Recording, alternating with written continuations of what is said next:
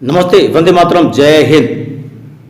बंधुओं, पता नहीं क्या बात है, मुगल शासन काल से लेकर के अंग्रेजी शासन काल और जो मानसिकता उस शासन काल में थी वही आज भी हम लोगों की काफी हद तक चल रही है।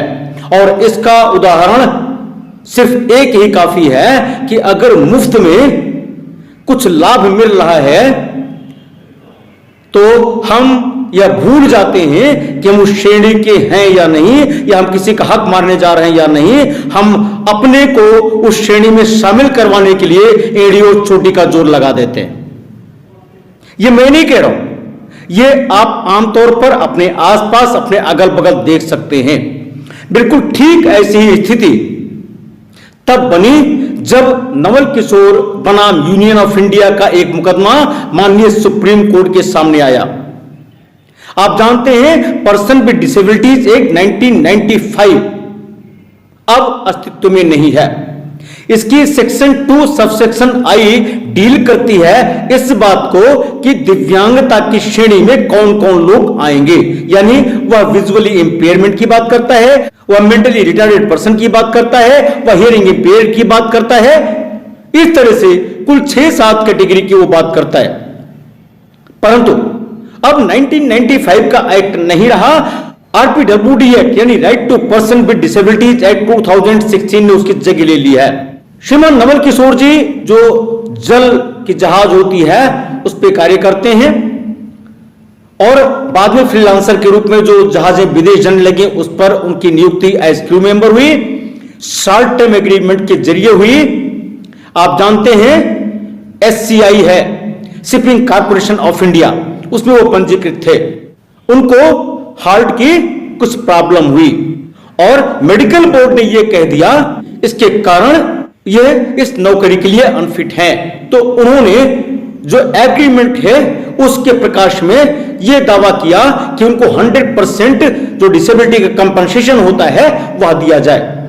आप जानते हैं वो चाहे वर्कमैन कंपनसेशन एक्ट हो या कोई और एक्ट हो, जॉब के दौरान यानी ड्यूरिंग ड्यूटी पीरियड अगर कोई एलिमेंट होता है, कोई इंजरी होती है, तभी आप उसके लाभ पाने के हकदार होते हैं, तभी आप कंपनसेशन पाने के हकदार होते हैं। यहां की स्थिति जो बनी थी वह ऐसी कुछ नहीं थी।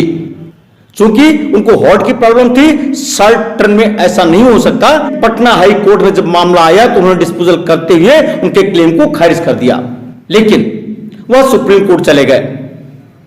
सुप्रीम कोर्ट में एक लंबा डिस्कशन हुआ और right to person with disabilities act की चर्चा करते हुए उन्होंने ये कहा कि हार्ट एलिमेंट के कारण वह अब कोई कार्य करने में सक्षम नहीं है, इसलिए उसको पर्सन विद डिसेबिलिटी की श्रेणी में रखते हुए उसको लाभ सारा का सारा मिलना चाहिए।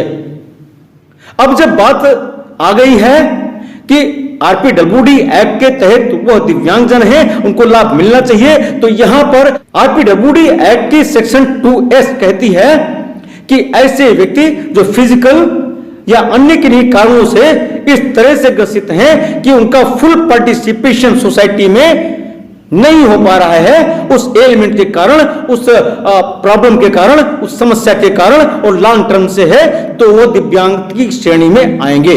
लेकिन सेक्शन 2ZC उसके प्रकाश में आरपीडब्ल्यूडी एक्ट के लास्ट में एक शेड्यूल है, उसमें दिव्यांगता की श्रेणी बनी हुई है।